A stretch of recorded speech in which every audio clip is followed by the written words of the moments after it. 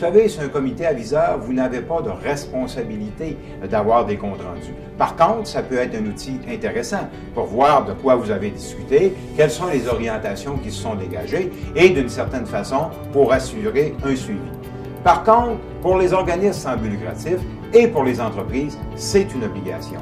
L'obligation à quel niveau? D'abord, qui doit rapporter qu'est-ce qu'on a discuté et rapporter surtout les décisions qui ont été prises.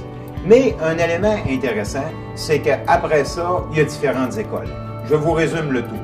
Il y a l'école, souvent utilisée par les organismes sans but lucratif, qui dit un compte-rendu doit être complet.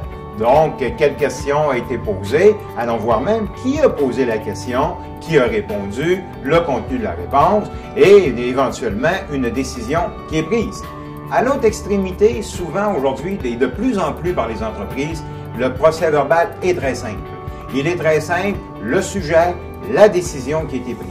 Allons plus loin. Dans certains procès-verbaux, et pour différentes raisons, il y a école, est-ce qu'on met le nom des gens qui ont proposé ou appuyé, ou est-ce qu'on dit seulement il a été proposé, appuyé et accepté unanimement? C'est le choix des entreprises dépendant de leur fonction.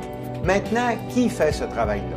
Vous savez, le conseil d'administration doit se nommer un secrétaire, une secrétaire du conseil.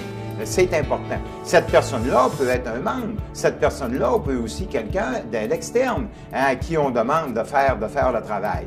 Lorsque le travail est effectué, à la réunion qui suit, normalement, les procès-verbaux sont acceptés par l'ensemble du conseil d'administration et immédiatement signés par le président du conseil et le secrétaire qui fait foi pour démontrer effectivement le contenu des rencontres.